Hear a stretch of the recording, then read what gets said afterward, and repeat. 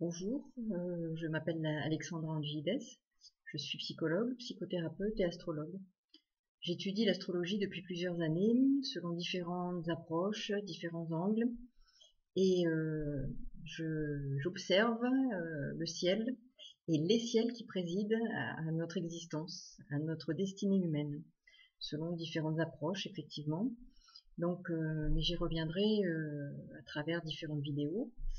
Aujourd'hui, je souhaite vous parler plus précisément de la nouvelle lune qui aura lieu en Balance le mardi 9 octobre, donc demain à 5h48, heure de Paris. Voilà. Peut-être avant d'aborder plus particulièrement la nouvelle lune et le thème de la nouvelle lune, je voulais peut-être en quelques mots expliquer comment j'envisage l'être humain comme un microcosme et qui est le reflet et l'incarnation terrestre des ciels qui sont effectivement au-dessus de lui et de ce cosmos avec tout ce qui le constitue, les planètes, les astres, les énergies planétaires qui effectivement sont présentes au sein de l'être humain et qui communiquent entre elles, qui dialoguent entre elles, comme les astres, les planètes, communiquent entre eux, parce qu'effectivement, on sait aujourd'hui, et les chercheurs, les astrophysiciens ont pu le démontrer, le prouver, que les corps stellaires, les planètes, les étoiles communiquent entre elles. Elles échangent, elles dialoguent, comme peuvent le faire les énergies qu'elles représentent et qui sont inscrites en nous. En nous, effectivement, toutes ces énergies dialoguent plus ou moins bien, avec facilité, tension ou pas. Et effectivement, là se reflète en nous tout ce cosmos qui est constitutif de notre humanité, de notre nature humaine, peut-être plus précisément. Et effectivement, quand on regarde le ciel, quand on médite en regardant les étoiles, quand on peut effectivement prendre le temps, quand on s'accorde le temps pour observer la dimension du cosmos, de l'univers, et que l'on médite paisiblement, on peut sentir l'écho que toutes ces planètes, toutes ces forces cosmiques, ces énergies peuvent avoir en nous. L'astrologie, c'est pour moi un peu ça, c'est la signature du cosmos en nous. Elle s'incarne en nous, elle prend corps. On sait que Hermès Trismégiste et dans les tables d'émeraude, on a pu effectivement lire, relire tout ce qui concerne le cosmos et sa représentation en nous et sur Terre. On dit bien que tout ce qui est en haut est comme ce qui est en bas, tout ce qui est en bas est comme ce qui est en haut. Voilà, le reflet, le miroir qui s'inscrit et qui s'exprime à travers nous et auquel on donne sens, on peut donner sens. Alors l'astrologie est une voie pour donner sens à ces énergies cosmiques. Bien d'autres voies peuvent nous amener à notre évolution personnelle, parce qu'il s'agit d'un outil, d'une voie, un moyen, comme il en existe tant d'autres, qui nous permettent d'évoluer, de comprendre, de passer d'étape en étape, de plan en plan plus subtil, pour notre développement holistique, que ce soit de notre corps, de notre âme, de notre esprit, de notre nature humaine, pour accéder à d'autres plans de conscience et de compréhension. C'est pourquoi aujourd'hui, cette entrée en matière me paraissait importante, parce qu'elle va dicter tout au long de ma démarche les différentes interventions et les différents échanges que je pourrais avoir avec vous. Donc pour revenir à ce thème de la nouvelle lune, donc le voici. Alors c'est vrai qu'il va être représenté là un peu à l'envers, puisqu'en fait la droite correspond ici à la gauche et inversement. Alors le thème de la nouvelle lune présente un ascendant donc en France, avec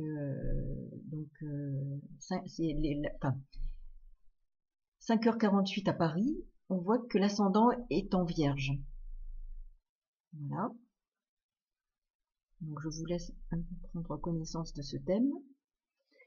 Donc à travers ce thème, on se rend compte très rapidement que la question de notre rapport aux autres, de notre rapport à nous-mêmes, aux autres, va s'inscrire particulièrement dans cette lunaison qui va durer jusqu'en novembre, jusqu'à la prochaine nouvelle lune qui aura lieu en Scorpion le 8 novembre.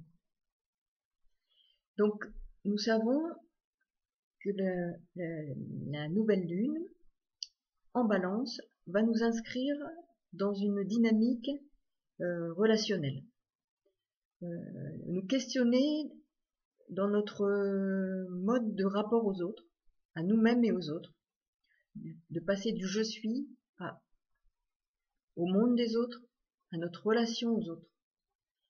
La Balance est l'analogie de la maison 7, donc à partir de la maison 7, c'est le rapport aux autres, et elle est face au Bélier. Elle fait face au Bélier, c'est l'axe Bélier-Balance, et le Bélier c'est je suis. Donc effectivement, là on va voir que dans cet axe, il va falloir réinterroger notre façon d'être aux autres, et ce sera fondamental pendant toute cette lunaison. Mais très vite on va se rendre compte que ça risque d'être compliqué. Compliqué parce qu'il y a des tensions entre certaines énergies planétaires. J'évoquais tout à l'heure le cosmos, les planètes, les étoiles et le rapport qu'elles entretiennent entre elles, entre eux. Le dialogue qu'elles peuvent avoir, les communications. De la même façon, ces énergies cosmiques sont inscrites en nous et dialoguent plus ou moins aisément. Là, on va se rendre compte qu'effectivement, au regard de leur positionnement dans les signes, elles ont des aspects de tension. Pas toutes, mais certaines, qui vont effectivement signifier que la communication, les échanges, les rapports que l'on va avoir les uns avec les autres pourraient être tendus. Nous avons Uranus qui se situe dans le signe du Taureau, à 1 degré du Taureau. Voilà, ici, qui est en opposition, qui sera en opposition au Soleil, à la Lune en Balance, à Mercure en Balance et à Vénus en Scorpion. Donc nous avons des tensions tant émotionnelles, affectives, dans nos propos, dans le mental, avec Mercure. Nos valeurs peuvent être aussi interrogées, bousculées, sachant que Mars, en Verseau, est au carré d'Uranus. Uranus, le maître du Verseau. Et là, tension, brusquerie, les choses peuvent vite déraper, parce qu'Uranus, c'est électrique, c'est vif, c'est rapide, c'est imprévisible. On pourrait être même étonné de nos réactions, de réactions de celles des autres. Ça va demander d'être plus calme encore que d'habitude, de tenter de l'aide, de prendre plus de recul, ce qui ne va pas être facile au regard des planètes et des aspects qu'elles forment entre elles. Donc attention, vigilance. Ce qui est important à mesurer, c'est qu'effectivement, c'est une étape d'évolution. Nous avons là, toujours en Verseau, Mars, qui est encore assez proche d'une lunaire d'une sud, qui se réfère au passé, à ce qui nous constitue dans nos croyances, une représentation, mais du passé, dont il faut se détacher. Mars était ou est encore relativement conjoint au nœud sud. Il quitte le nœud sud et il nous enjoint à quitter nos vieux vêtements, à quitter ces représentations anciennes, pour aller vers quelque chose de nouveau, aller de l'avant, pour vivre quelque chose de différent dans notre communication aux autres, dans notre rapport aux autres. Et pour cela, Saturne, qui depuis 30 ans était parti, avait quitté, je dirais, son domicile, hein, puisque Saturne met 30 ans pour faire le tour du zodiaque et pour revenir chez lui, son domicile, le Capricorne.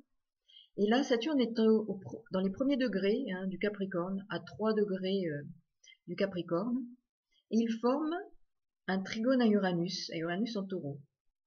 Là, on peut se dire que les changements, s'il y a changement dans nos modes de fonctionnement, de communiquer, ou des changements propres à notre vie, à notre quotidien, à notre vie dans le travail, à notre vie avec les autres, dans les relations, ces modes de fonctionnement pourraient être pérennes et favorisés. Saturne est bien aspecté, donc ces deux énergies de Saturne et d'Uranus, alors Saturne c'est le passé, Uranus c'est l'avenir, mais là s'harmonisent bien. Donc on peut dire que ce qui va être construit sera pérenne et aura vocation effectivement à être constructif, solide, et nous permettre d'avancer et aller de l'avant. Mais pour ça, il faudra passer par une étape de destruction et de reconstruction. Et grâce à qui? Pluton, entre autres. Pluton qui est aussi en Capricorne et qui forme un carré à la nouvelle lune. Pluton est en carré au Soleil et à la Lune, et il demande qu'on remette à plat, qu'on déconstruise, qu'on fasse table rase pour repartir sur d'autres bases. Alors nous y sommes. Repartir sur d'autres bases dans différents champs de notre existence. On peut se dire, là, en regardant ce thème, qu'il est important de fonder notre changement sur davantage de créativité, de se faire confiance, d'avoir confiance en nos propres valeurs, d'avoir confiance en ce que l'on est pour créer quelque chose, pour être beaucoup plus créatif dans nos relations aux autres, aller de l'avant, se faire confiance. Et se faire confiance, c'est aussi se réconcilier avec soi-même pour être dans une meilleure relation aux autres. Ce qui nous ramène à la relation entre Bélier, Balance, l'axe effectivement concerné, et aussi cette maison 7, qui est celle, en analogie avec la Balance, des autres. Donc nous sommes dans une lunaison où il va falloir réinterroger nos modes de fonctionnement, nos rapports aux autres, nos modes de communication aux autres, puisque nous sommes aussi dans un triangle où les signes d'air sont très sollicités. La Balance, le Verseau, et l'on voit le Gémeaux maison 10 dans ce thème. Voilà, ici. Donc les signes d'air, la communication, les échanges, les déplacements, nous permettent de réfléchir à nos modalités de communication, de nous réinterroger là encore. Il faudra profiter de cette lunaison en étant toujours vigilant quant aux réactions vives, brutales, brusques, avec le carré d'Uranus à Mars, Mars à Uranus, qui peut nous faire déraper, nous mettre dans des relations délicates que nous aurions du mal à maîtriser. Donc toujours vigilance, compter sur Saturne pour plus de pondération et de mesure dans nos réactions. Et ces étapes-là nous enjoignent à aller certainement davantage vers le don de soi, l'aide et le service aux autres. Qu'est-ce qui me fait dire ça? D'abord parce que l'ascendant de cette nouvelle lune est en Vierge. Le soin à l'autre, l'attention à l'autre. Effectivement, le don de soi à travers aussi, face à la Vierge, dans ce même axe, les poissons, le signe des poissons, avec Neptune qui est en domicile aussi. Et là, Neptune est au trigone de la nouvelle lune. Donc cette démarche d'évolution devra sans doute passer par une remise en question de notre posture vis-à-vis des autres, davantage de considération pour les autres. La Vierge, c'est l'analogie avec la maison 6, c'est le quotidien, en travail, en couple, avec la balance, mais aussi dans notre quotidien, les humains, mais aussi les animaux. Donc on se retrouve dans cette dynamique et dans ce qui nous entoure de plus en plus aujourd'hui, dans cette attention qui nous est demandée de plus en plus vis-à-vis des animaux. Voilà. Je pense que cette lunaison nous demandera d'être de plus en plus conscients de notre rapport à nous-mêmes et aux autres, d'avoir plus confiance en nos propres valeurs pour aller vers les autres plus sereinement, avec moins d'agressivité, plus de calme, d'être à même d'aller vers les autres en étant dans une forme de bienveillance, d'attention à autrui. Mais tout ça demande de faire table rase de nos anciens schémas, de ce qui nous a peut-être constitué trop longtemps et qui fait que nous avons au fond de nous des vieilles frusques dont il faut se débarrasser. Débarrasser nos placards de ce qui ne nous va plus, ce qui est trop petit, usé, pour aller vers un homme nouveau, un être nouveau, vis-à-vis de soi et vis-à-vis des autres. Nous sommes dans une étape importante, qui va se poursuivre, et qui, au fur et à mesure de l'évolution de la Lune, en fonction d'où elle sera dans chaque signe, puisqu'elle reste dans chaque signe à peu près 2 jours et demi, elle pourrait être le déclencheur pour les uns ou les autres, que nous sommes, de réactions, de phénomènes, d'événements, qui viendront confirmer ce rapport d'évolution que nous allons avoir à nous-mêmes et aux autres. Alors, à partir de cette nouvelle lunaison, en observant, prenant le temps de méditer, il sera fort possible que vous vérifiez au fil des jours, en étant bien à l'écoute, que ce que nous propose cette lunaison peut se constater, s'observer dans votre quotidien. Alors, il faut en tirer des leçons pour améliorer notre rapport à nous-mêmes et aux autres. Il peut y avoir des tensions, des ressentis, des sentiments passionnés, passionnels. Vénus étant en Scorpion, opposé Uranus. Nos réactions mentales, notre mental va être bousculé avec Uranus. L'objectif de cette lunaison, ou en tout cas la vocation qu'elle peut, le projet qu'elle peut nous proposer, est très beau, mais il risque de passer par des étapes de tension, de difficultés, et on ne pensera pas forcément de façon bienveillante aux autres pendant cette période. Et pourtant, ce qui signifie, c'est d'être en harmonie avec nous-mêmes le plus possible, parce que ce qui est à l'extérieur, et ce qui se projette à l'extérieur, c'est ce qui est en nous. Donc, si nous souhaitons avoir la paix autour de nous, il faut faire la paix en nous, entre ces différentes énergies, ces différents pôles énergétiques, que sont notre Mars intérieur, l'Uranus intérieur, notre sensibilité exacerbée, et nous cheminerons et nous avancerons de mieux en mieux pour franchir des étapes de notre évolution. Pour ce qui est d'une analyse plus personnelle et individuelle qui nous permettrait de comprendre pour chacun d'entre nous ce qui nous attend plus particulièrement, il faut examiner thème par thème, individuellement, et en plus avec la révolution solaire, ce qui nous apporte des éléments complémentaires, supplémentaires importants. Voilà, mais je reste à votre disposition pour des questions, des remarques que vous pourrez faire sur la chaîne Astro Holistique. Et je vous souhaite une bonne fin de journée, si vous m'écoutez ce soir, ou bien dès que vous pourrez m'écouter, une bonne journée à vous, à très bientôt et au plaisir de vous retrouver à nouveau. Au revoir.